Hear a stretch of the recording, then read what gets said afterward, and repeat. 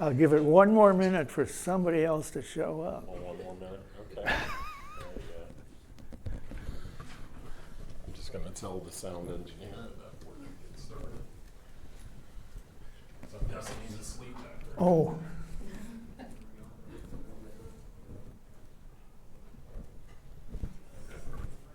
right, thanks. Hi.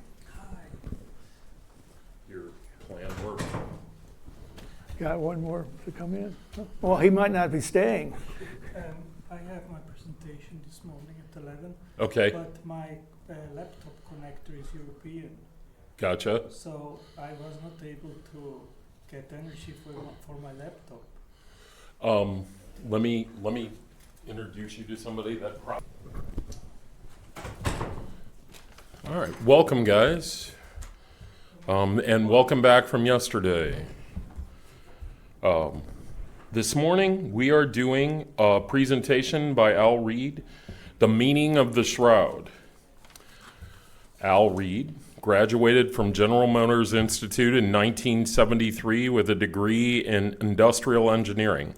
He worked for General Motors in plant layout and production machine design, initially with the Fisher Body division before transferring to Saturn, where he helped design a new assembly plant in Tennessee.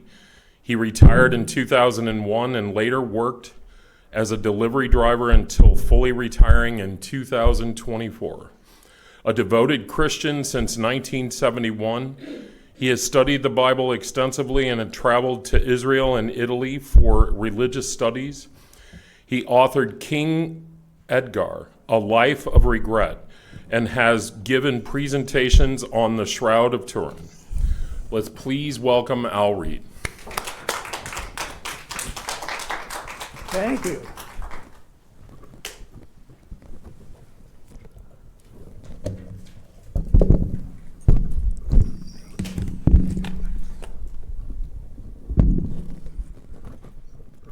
I was given the title, The Meaning of the Shroud. I looked through my presentation and I actually found where I have the meaning of the shroud in my presentation. So it struck me as weird at first, but now I like it. There are some things in my presentation that I feel I can use to address this question. This is my YouTube address on there. And if you want, we have made some little business cards for me, and Barbara will have those. You'll find 4 presentations there. The most recent is my speculation that Jesus was 40 years old when he was crucified.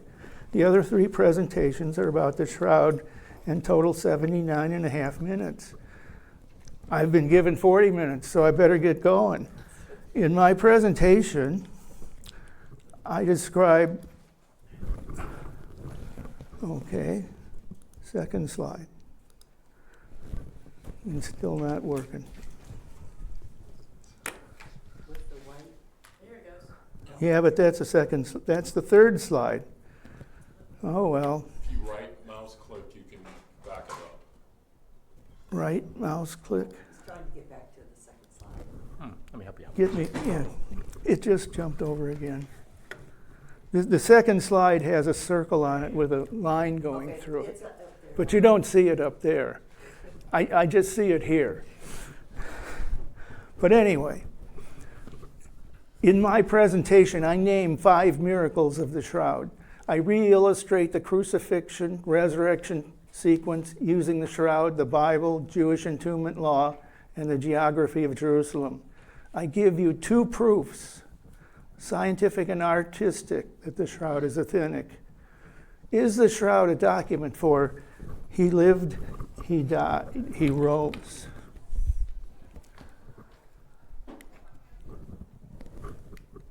There you go. There it is. In 1971, I became a Christian. In 1975, I was able to take a trip to Israel, spending about 2.5 days in Jerusalem, which was the scene of the crime. On the left,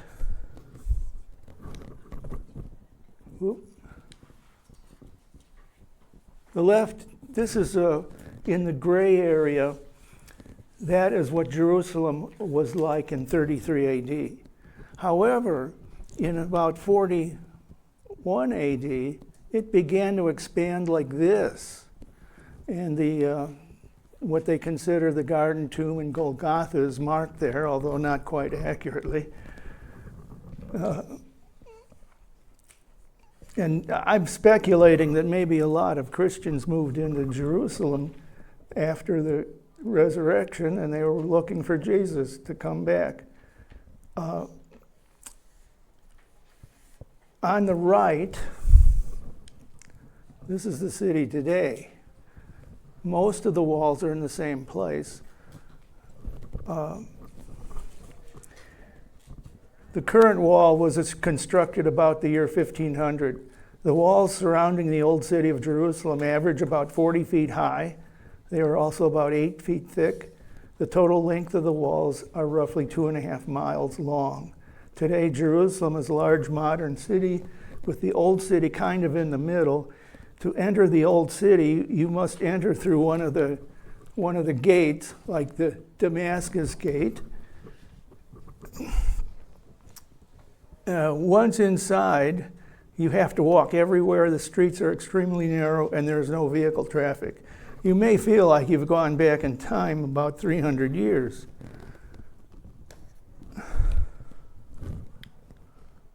Oops. If you had a drone going over the city and looking this way, what you'd see is a Damascus gate in the wall of the city.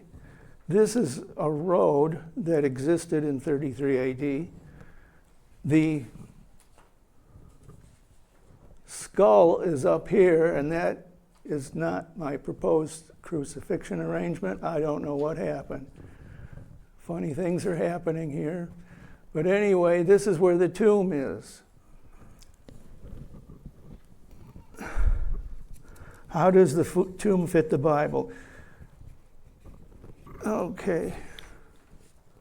This is the garden tomb exterior. The window is required by the Jews. And that's there. This wall is a modern repair because the wall had fallen apart. The entrance, actually, you go into a separate room from the tomb. This is called the weeping chamber or the antechamber, and the tomb is this room here.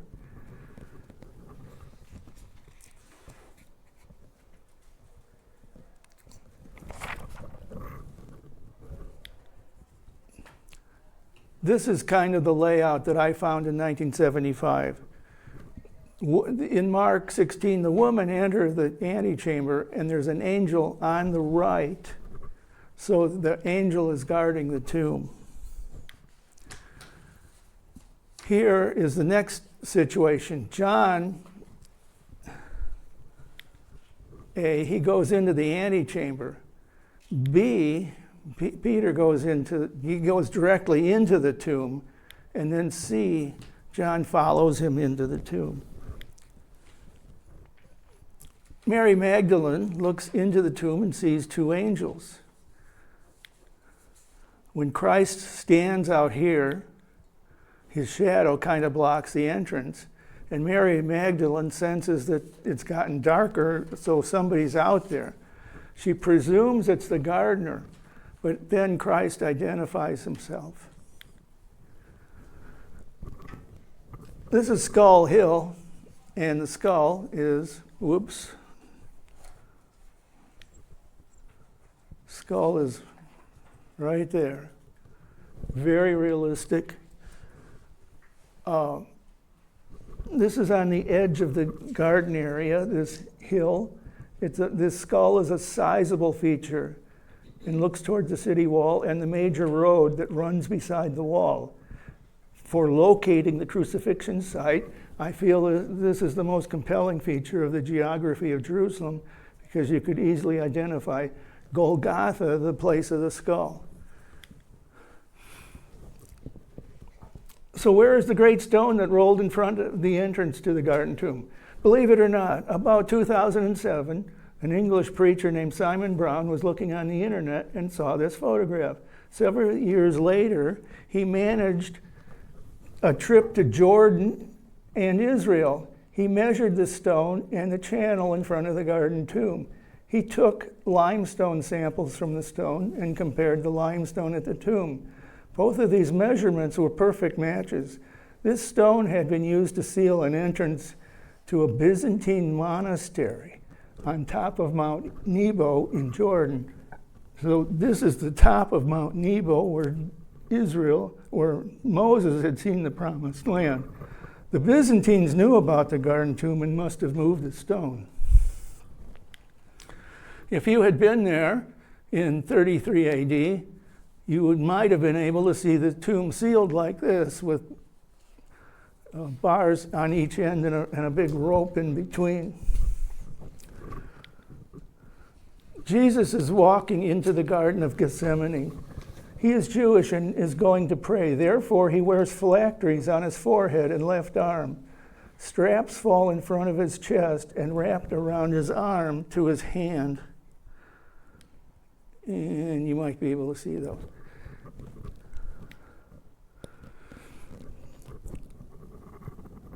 After Jesus has been captured, he's taken to be scourged. This is the beginning of the stroke. The shroud shows scourge wounds on his shoulders, back, chest, abdomen, buttocks, the front and back of both legs. He would have had to have been hung like this to allow access for such a terrible scourging. This is the ending stroke. Wounds are often found in pairs as cords of the scourge were fitted with pairs of sharp pieces of iron or lead or bone. Pilate presents Jesus to the crowd. Jesus has been forced to wear a crown of thorns consisting of a plant scientifically named Gundelia tourneforti. Pollen from this plant is abundant on the shroud. It is a weedy plant that has thorns. It only grows in March and April, indicating the springtime of the year. His phylacteries have been desecrated by being cut open and the straps cut. The shroud provides evidence that the forehead phylactery has been moved to basically the center of his forehead, just above his eyes. Straps from the forehead phylactery also seem to have been used to hang an amulet or a medallion of Tiberius Caesar in front of his chest. The purple he is wearing is considered a Roman military jacket. A flower may have been added to the crown of thorns. And there's a flower there. Pilate writes a title, King of the Jews, on a piece of wood. This will eventually be attached to the top of a cross. A rope is tied around a Roman soldier and the other end of the rope around the waist of Jesus. I believe this is what the Bible meant by the use of the term led out. On the shroud, there are abrasions evident on the man's shoulders as if he'd been carrying something rough and heavy. The shroud also gives evidence of skin knees as if he had fallen heavily.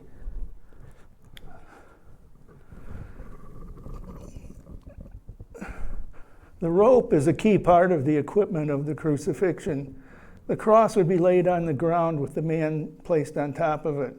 The rope would go under the cross, then individually wrapped around the man's hands, arms, and feet. A soldier would hold the rope tightly, as another soldier would use the clearance provided to use a hammer to drive the nails into the wrist and the feet. Then you would tie the rope and the tree branches and the trunk of the tree and hang the man with the cross onto the tree. This is the easiest way to crucify a man. In the Bible, Peter wrote, you murdered him by hanging him on a tree. This is the crucifixion scene looking south towards Jerusalem. That's the city wall of Jerusalem in the back. If you drew a line from the thief over here to the thief over there, that line would be about 10 to 12 feet behind where Jesus is standing. This is looking north towards the skull. The skull is right there. And this is what the Romans really loved. They thought this was a great place to crucify people. They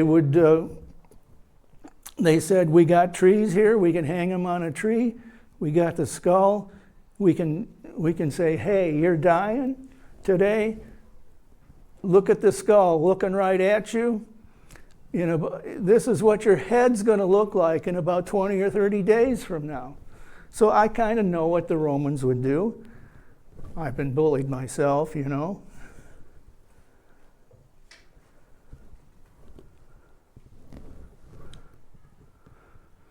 Jesus dies by giving up his life. His disciples remove the crown of thorns and wrap his head in a cloth that is now known as the Sudarium of Oviedo. Pilate dispatches soldiers to finish the crucifixions by breaking the legs of the men still hanging on the cross. In this view, the Damascus Gate is straight back, but you don't see it because it's too far away. The soldiers exit the city by walking through the Damascus Gate. The soldiers break the legs of the man that we see, which is that guy, and then they walk behind Christ on the path that is behind him, and then they break the legs of the other, who is not in our view, to the left. They approach Jesus from his right-hand side, but Jesus has already died. They recognize this because of the cloth around his face. This has been a puzzle for me for many, many years, and it wasn't until I started on this program that I figured this out, or at least I have a theory. The Romans start wondering. The presence of the disciples gives doubt. Is he still alive? Is this a trick? Are they going to sneak him away? He should still be alive like the other two. To be certain of death, let's spear him. Causes a flow of blood and water. The Turin shroud. The man has a stabbing wound to the right side of his chest. There is a flow of blood and water. Forensic analysis after crucifixion, death, lungs and chest would be fluid-filled. Blood would remain only in the heart.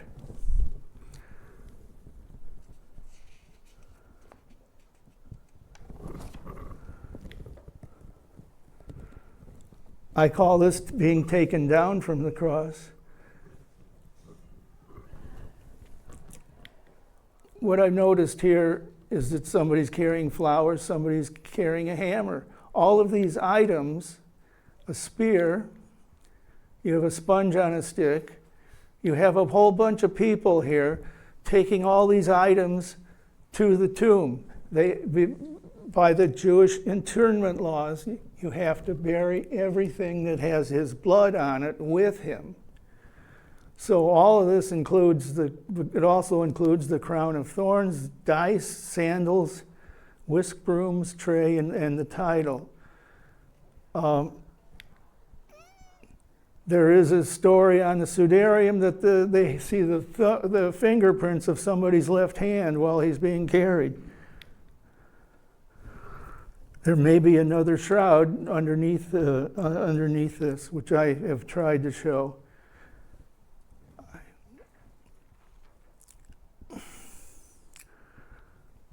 So this is what I think of as being taken down from the cross. I would say it's easier to just leave him attached to the cross and carry both of them together. Once in the tomb, the shroud covers him like that, and he's got all these flowers around him. The entombment complete. He is in the tomb, he is wrapped up. There may have been identification in ink added to the back of the shroud. Peter and John saw the linen cloths laying there. Also, the napkin that had been on his head.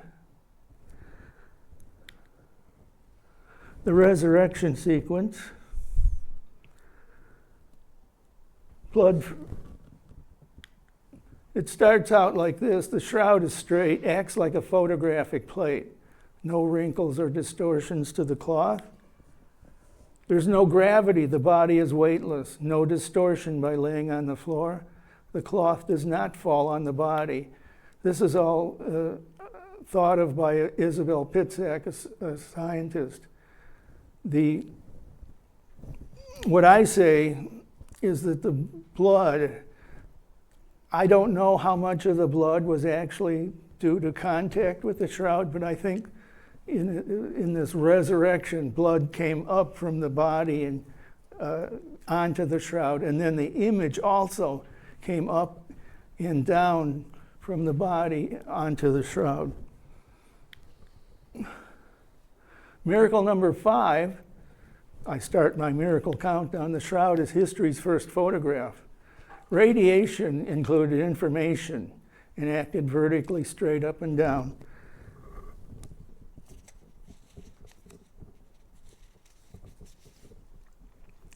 What happened was individual fibrils on the shroud, on the linen, have been changed. The shroud is seen as a negative image, but there is also a positive image.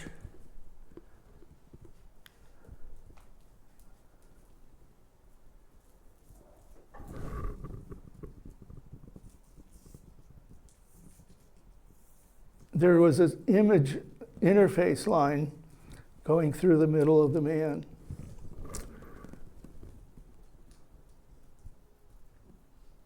Addressing the meaning of the shroud, God's man lived, died, and rose again, taking our sins with him.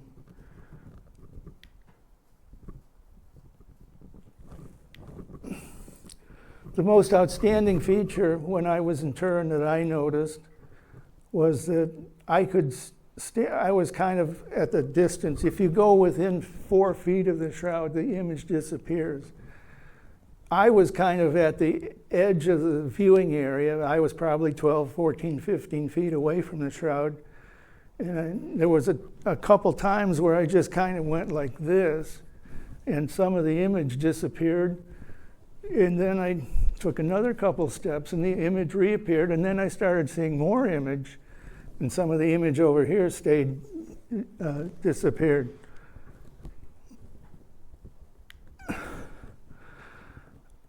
Miracle 4 is the blood. Now, that's my blood. I went to the doctor. They take my blood. They had him put a little bit of my blood on a napkin. 37 hours, that's what it looked like. So if blood is acting normally, at the time of the resurrection, blood on the shroud should have appeared like this. When you move a camera, this is a close view of blood, and if you move a camera closer to the shroud, you start to see the red, but I don't know that you ever really get to the red color that it really is.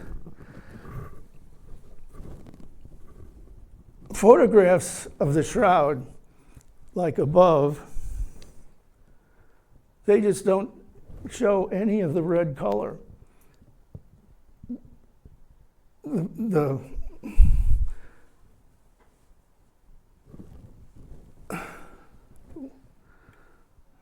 Went back. What you actually see in Turin is much like the lower picture, which has been enhanced to show what you would see in Turin. Miracle number 3 is the shroud reveals the crucifixion, and in past times people have been able to see images of flowers and objects on the shroud. It goes along perfectly with what was used in the crucifixion.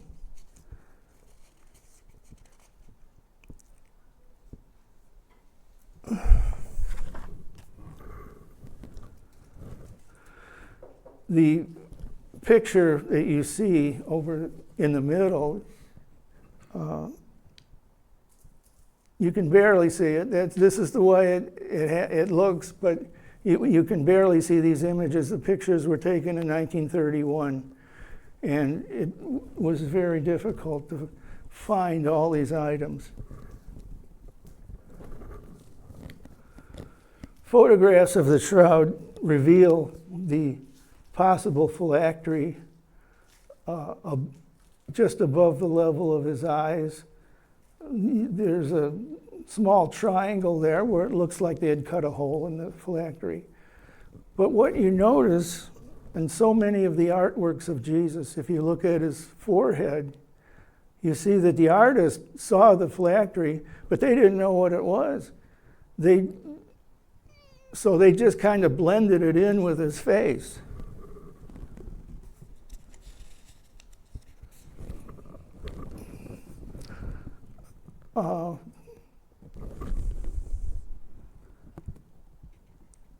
Photographs of the shroud reveal what appears to be a necklace or something placed under the chin of the man. I found these two artworks from the Middle Ages where each artist seems to have found this object and tried to incorporate it into the shroud. And that's what the shroud looks like. There's letters on this thing, on this possible necklace, and the letters seem to indicate lamb. At the Museum of the Bible, I found this. This is a copy of the coin that they have identified on one of his eyelids. This coin would be a die. That makes this coin a die mate of the shroud coin. The coins accomplish two purposes. The man now looks awake and alive, and it provides a timestamp on the shroud. So I consider Jesus got two for the price of one. Evidence for the coins comes from 3D imaging of the shroud and identifying enough of the letterings on the coins. What is known about the man in the shroud? He's crucified, wounds, image of nails, hammer, rope, scourged by the wounds, and the image of two flagellum. The origination in Jerusalem is confirmed by limestone dirt images of flowers and pollen. March or April, known by images of the flowers. Coins from the Roman Empire, dated 30 AD. Stabbed in the chest, fluid and blood from the side wound. And head wounds consistent with a thorny plant.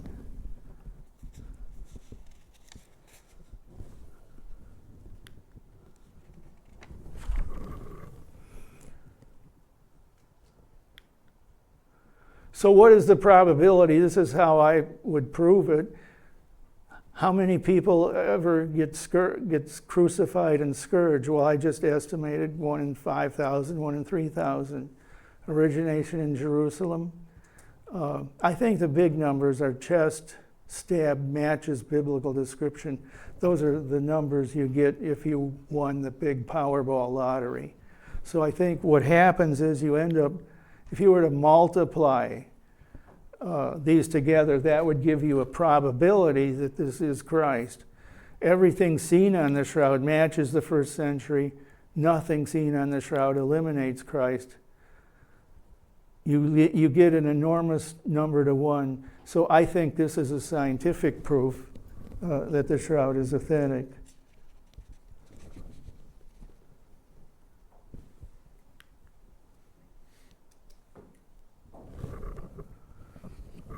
At the church of San Vitale in Ravenna, Italy, they started building this church about 500 AD.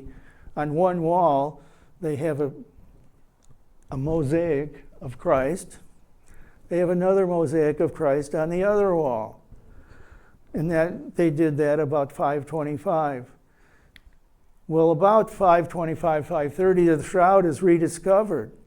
And on the roof of the church, or the ceiling, they have this image of Christ, which is just like what we see today.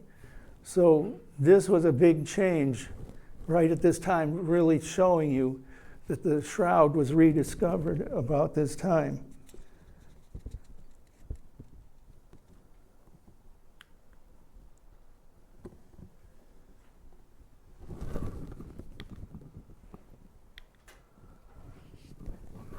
Paul Vignon was a French scientist.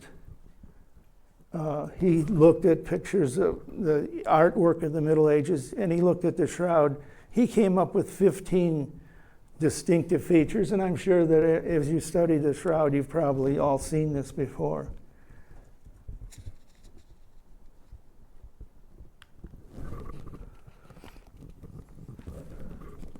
This is, there are a number of illustrations that are like this. This is how the shroud was exhibited in the 1400s through the 1800s. This is very noticeable to me because there's no burn lines from end to end of the shroud. So that means that this artwork was done before the fire of 1532. So I'm saying that's a pretty good look at the shroud 500 years ago. You get a much more distinct image, and you notice the abdomen is distorted, the upper chest is a line in it, and there's a waistcloth. And it bugs me that everybody looks up to the shroud now and say, oh, he's naked. Well, he wasn't naked. Images of the upper chest, abdomen, and waistcloth are not visible today on the shroud. So if you were to compare this upper chest line, abdomen, waistcloth, over here, they feature it like this.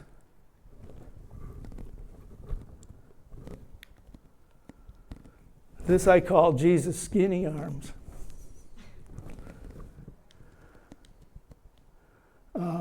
If you look at these, his arms kind of look a little bit more than spaghetti noodles is about it. And what I've noticed is that on the shroud, his arms do appear kind of thin. And I think that the artist noticed this.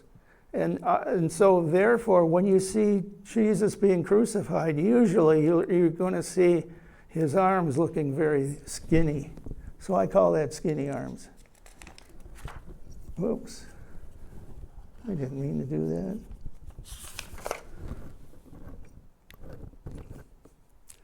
This is Jesus' long fingers. You like that? Yeah, well, anyway, when you see his fingers look like this, I say, what's going on? Well, I projected the shroud in my church on the screen, and I had it pretty much full size. The fingers are like 5 inches long. Now, 5 inches is from the start of my wrist to the tip of my longest finger. So how did this happen? Well, I think this is what I would suggest, is that you drive a nail through somebody's wrist and your hand might do something like this. So I took my finger and traced it, and if you shine up straight up from the body, it forms a line. Driving a nail through the hand and wrist hits nerves that apparently causes your hand to reflex. This proves that a process created the image. An artist would never have drawn fingers in this manner. It's an intentional flaw in the shroud. So if I review artwork, we see that artwork changes from 548 to 555. We have Paul Vignon's facial study. We have the upper chest line, the abdomen feature. We always see the wound to the right side of his chest, and we see the waistcloth. We have the long fingers and skinny arms. It's 22 features that make artwork unique. So I consider this an artistic proof that the shroud is authentic to Christ.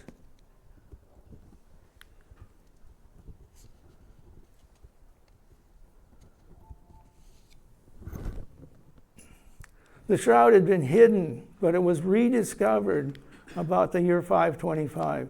When that happens, artwork of Christ quickly changes to match the shroud. With no image of Christ, there will become many images of Christ, or their images will be forbidden. Men completely fail when attempting to create an image of God. The lengthy time the shroud was lost protected it from damage. and helps establish the authenticity of the shroud. Opportunity for evangelism was lost. The shroud shows a man. God sent a man who creates life apart from himself. Man has distinctive features, a beard, a man's face and body. The photo of Christ places Christianity far beyond any other person or religion. Simple recognition of the face of Jesus may lead untold numbers of people to heaven. The man is revealed. He wants us to know him.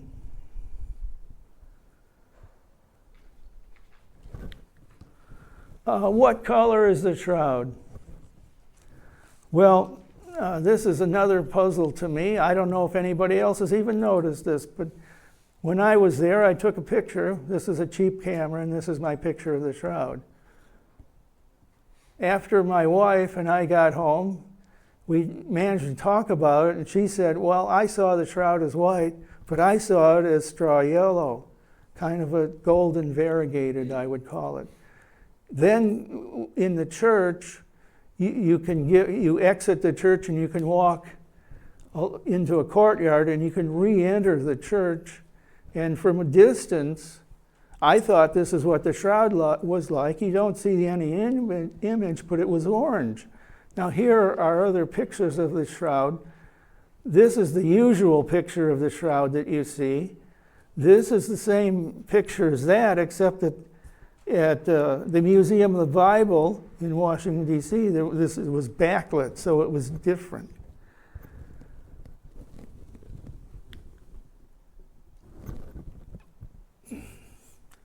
I have about 10 slides where I beat up the C14 dating of the shroud. I say, I have a whole page of reasons here why it won't work, and really it's a bunch of reasons why they should have thought about this even before they tried to do this. Oh, turn the page.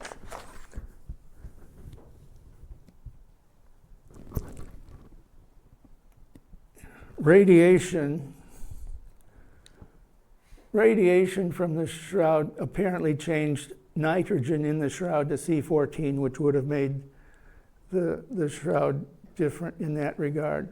Fire contamination, the big fire in 1532 has been proven in experiments that fire would have increased the C14 levels in the shroud.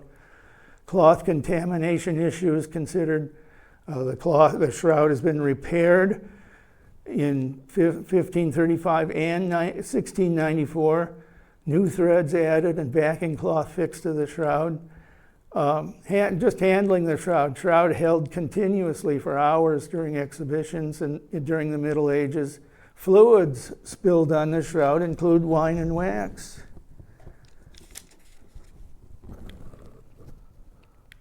Recent testing methods have been more successful. You have an infrared light test, a laser light test, and tensile strength test. And these were the results, and they averaged these results, and it came out to 33 BC, plus or minus 250 years. Another test was wide-angle X-ray scattering, and this studies the polymer chains. The X-ray scattering result showed that the shroud was compatible with linen fabric from the 1st century. Negative images. Dr. Gilbert Lavoie has written an excellent book about the shroud where he contrasted negative images. On the left, our subject is laying down. And because the light is coming down on his face, in the negative image, almost all of his face is turned dark. And you also see that his hair is kind of scattered on the pillow. In this image, he's standing up. And you look at this and compare this, and you see that the same features in the negative image, like around his eyes, under his nose, under his mouth, It's about the same.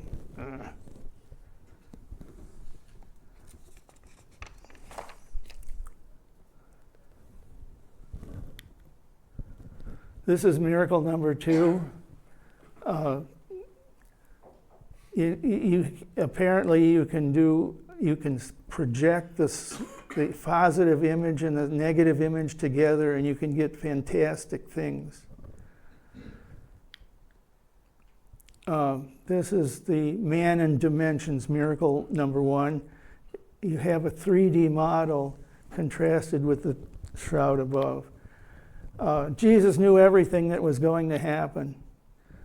After the resurrection, Jesus shows up by the disciples, and he says, I bless the blood, which will remain red. So I think that's the reason the blood is still red. Never describe the shroud when you write or speak. The world is vast. Only a few will be able to see it for themselves. It's a document unlike any other. A document is physical.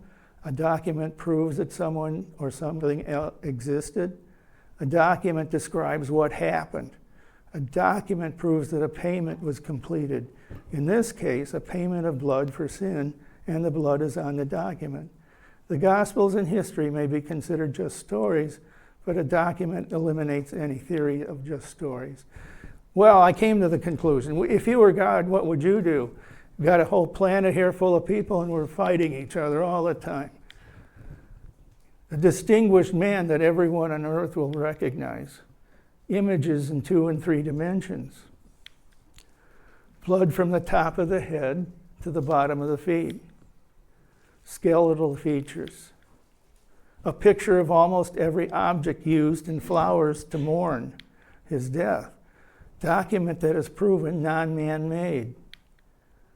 Document that even scientifically advanced men cannot forge. It is proof that your man lived, died, and rose again. It means that Christianity is true.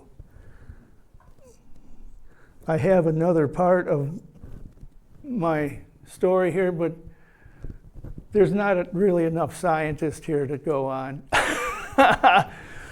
Because I have recommendations as to what should be done continuing on in shroud research. But I don't need to do it. There's not that many scientist here. I don't know. Got time for questions, I think.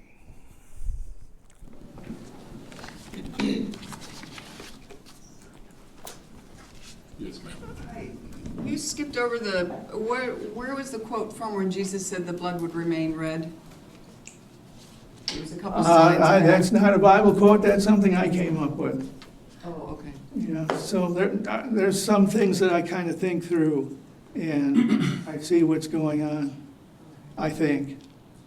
And that's how I gain kind of insight to what's going on. Yes, sir. I think the reason why the blood is red is because of Billy Rubin. Well, my friend Kelly Curse did that experiment, and according to him, it didn't really work. But you said that... So I've heard that, but according to Kelly, it doesn't work. The Bible tells that they divided his clothes between the soldiers. Yeah. And I have read that the kind of punishment was that they crucified the criminals naked. And I think the prayer manuscript shows also that Jesus was naked.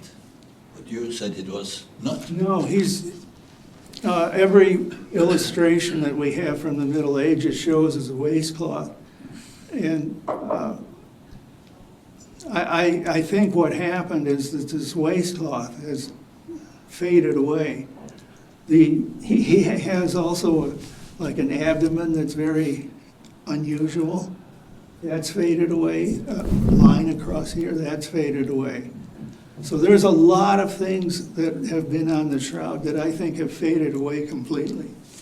So what we're seeing today probably is about 10% of what it started out like, because there were all these flowers and items and much better images. See, the image that was from 500 years ago, where they drew the men holding the shroud, he had a waistcloth on. So I think that's a much more telling thing about that.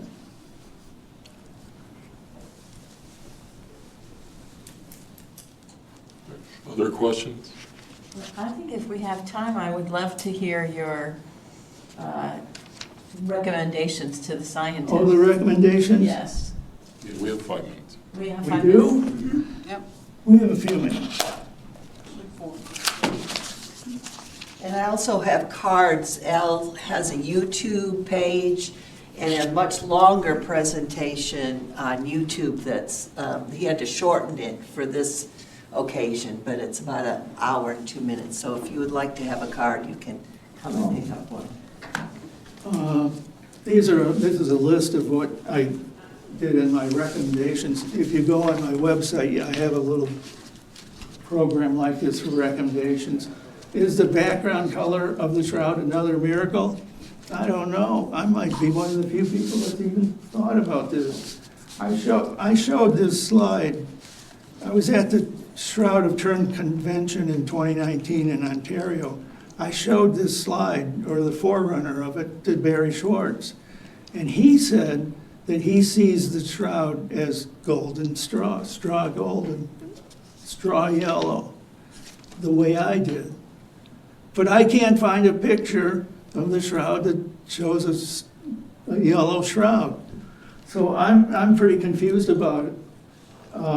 I'm suggesting you could have some fun with this. Next time the shroud's on the exhibition, print up cards, 10 colors on a card, let people go through the exhibit and mark off their ballot, and then collect all the things up. The viewing area where the image can be seen is greater than 4 feet from the shroud, but less than 12 to 14 feet from the shroud. Can this be well-defined? I think you can do this well-defined. In the year 2020, COVID struck the world, and there was a special program that came on from Turin. They opened up the container that contained the shroud, and they had a TV camera that would zoom in on the face, and at some point, the face disappeared. Then the camera would unzoom, and the face would reappear, and that's what it does. I wish that scientists would make this known to people out there who think that the shroud is some kind of a fake or some kind of a painting. Redraw the shroud to the first century appearance. What I told you, I think that we see about 10% of what in the negative image that we see about 10% of what was once there. I think the rest of it has been faded away. Damaged by fire, and water has taken some of it away. You'd even have to start faking some things to get it back. The Shroud website should include additional photographs of the shroud and other photographs and material. Specifically, the shroud photographs taken in 1931 and studied by Dr. Alan Wanger. I tried many times to get a hold of the people at Duke University and Alan Wanger, and he became the expert, but he's passed away now. He's the expert became the expert on other items of the shroud. There's a lot of material that I believe is stored near Duke University. I can't get to it. The same thing kind of happened with the coins. There's a lot of pictures of the coins that were on his eyes, but if you ask if I can't get a hold of the owners to get permission to use the photos. I'm always in favor of scientific testing. What I would suggest somewhere here, the surface of the shroud where the image is located, perhaps you could turn the shroud over, look at the backside and scrape some material off of the backside, and that might give you enough material to do a test. Stop.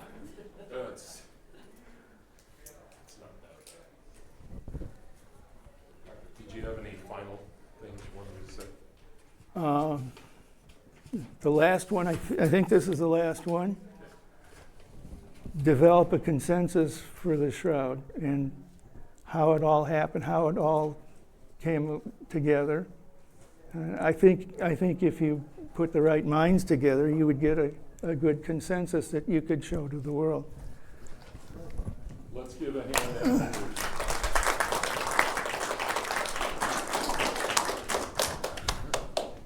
Good job.